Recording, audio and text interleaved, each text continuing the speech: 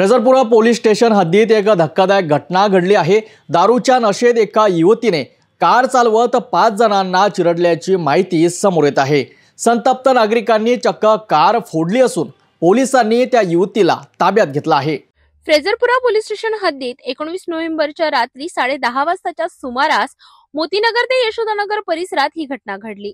MH34K5289 क्रमांकाची car चालवत असलेली एक युवती अचानक नियंत्रण हरविल्याने रस्त्यावर चाललेल्या 5 नागरिकांना तिने चिरडले। यामध्ये एक केळी विक्रेत्यासह इतर व्यक्तींनाही दुखापत झाली असून एका व्यक्तीची प्रकृती चिंताजनक असल्याची माहिती आहे। दारूच्या नशेत या युवतीने कार चालवली असल्याचा संशय व्यक्त केला जात आहे। घटनेनंतर परिसरातील नागरिक संतप्त झाले आणि त्यांनी चक्क कार फोडली। संपूर्ण परिसरात तणावाचे वातावरण निर्माण झाले। घटनेनंतर पोलिसांनी तात्काळ या युवतीला ताब्यात घेतले असून तिच्याकडून चौकशी सुरू आहे। जखमींना तात्काळ रुग्णालयात उपचारासाठी दाखल करण्यात आले। दारू पिऊन वाहन चालवणे इतकी बेफिकीरपणा किती धोकादायक ठरू शकतो हे या घटनेतून समोर आले आहे। समाजात महिलांविषयी अनेक गोष्टी बोलल्या जातात, पण अशा घटना नेमका कोणता संदेश देतात हा प्रश्न उपस्थित होत आहे।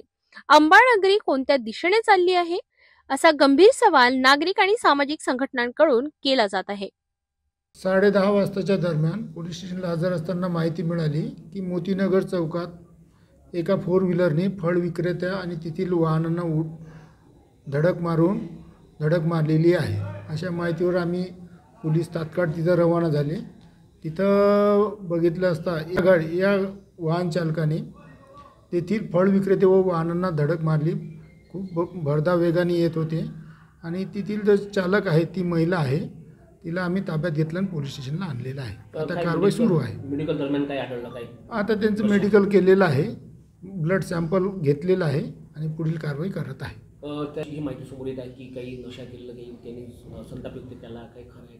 नाही, तिथं आम्ही पोहोचल्यानंतर असं काही दिसलं नाही। तिथं लोक जमा झाले होते आणि पोलीस स्टेशनला त्यांना घेऊन आलो, दोन्ही पार्टींना घेऊन आलो आणि तिथं जे आरोपीची गाडी आहे MH34K5289 हिला सुद्धा आम्ही पोलीस स्टेशनला आणलेलं आहे।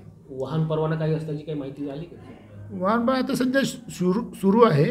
गुन्हा दाखल करण्यानंतर आपण तपास करत आहोत।